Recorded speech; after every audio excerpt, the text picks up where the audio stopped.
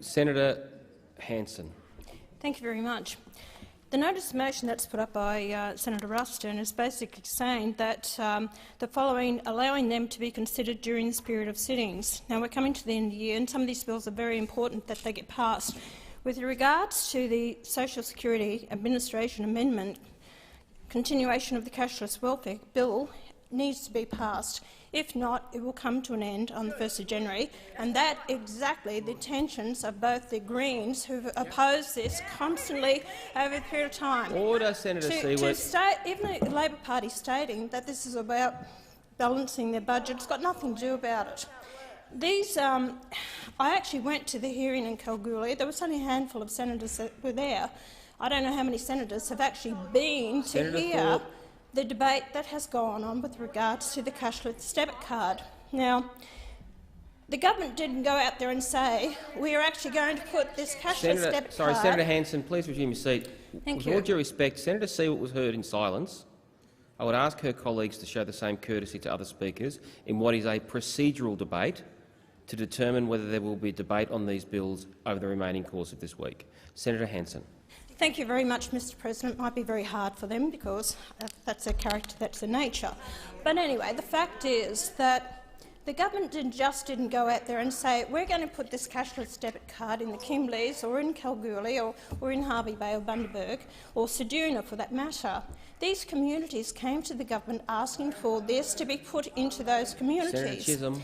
Now, having a meeting with these communities, we're talking about— we spoke to— Senator Chisholm, count to 10. Quietly. Order. Senator, resume your seat, Senator Hanson. Senator Chisholm, the place will be a very messy last few days if people completely ignore the chair, no matter who's in it. There is an opportunity to debate this later on. This is a procedural debate to determine whether there will be an opportunity to debate it later on. Can it please be conducted with courtesy? Senator Hanson. Thank you very much. The whole fact is that we're having allegations thrown around this chamber, and those people who have not had the opportunity to go to hear what the communities were saying. It is important what I offer to this debate. Now, we actually heard from the reports from the Police Association that domestic violence was on the decline, that even alcohol abuse is on the decline, that it has assisted communities. Not only that, I haven't got the numbers, I have asked for the figures, but people have asked to opt into this cashless debit card, so they actually see the benefits of it. You also have to understand, in these communities, the Aboriginal culture is you've got family members and others in the community that are actually going and forcing them to take monies out of their account so they don't have the money to Senator Hanson, I did call Senator Waters to order earlier. I'm referring to it, not pointing at you, Senator Waters. This is a procedural motion about whether bills will be dealt with this week. We should not be debating the substance of the bills as much as whether or not they should be exempt from the Senate's cut-off order.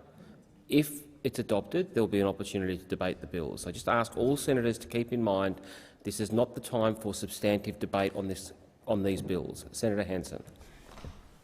If I'm doing that, it was in response to Senator Siewert and her comments with regards to this. It is so important to these communities that we continue with the cashless debit card. The response saying that we know what it's all about, what they intend to do is roll it out to the rest of the country. That is not the case at all. It will not be going to it will not go into any other communities. It will be taken to the next election if they intend to do that. So that's not the truth. No, you have no evidence of it whatsoever from the Greens, no evidence of whatsoever. And I'm sick of these allegations being thrown around this chamber. There is also the fact that it said it's going to tie in pensioners and those who are on invalid pensions. That's not the case at all. It is of working age group people that are tied up in this, especially those in Hervey Bay and Bundaberg who are 35 years and under. So it is so important. A lot of people have actually got off the alcohol, wasting money on that. There's reports that children are now getting fed. The mothers can buy the food. They still have 20% of their money in cash to spend how they wish to spend it. People, sometimes there's such a thing as tough love, that you need people to take responsibility. So if you are quite happy with people going and spend their money on alcohol, become inebriated to the fact that they have domestic violence. Hanson, I've got Senator Hanson-Young on a point of order. Senator Hanson-Young. Asking for you to reflect on the imputation made by Senator Hanson just then, in relation to suggesting that others in this chamber want people to go and spend all their money on alcohol and being inebriated. Okay, I didn't catch that, Senator Hanson-Young. I'll reflect on the Hansard or video and come back to the chamber or address it to senators as appropriate. Senator Hanson. Touchy. So anyway, Order. the fact is... Senator Hanson-Young. Thank you. Point of order, Senator Hanson-Young. Point of order.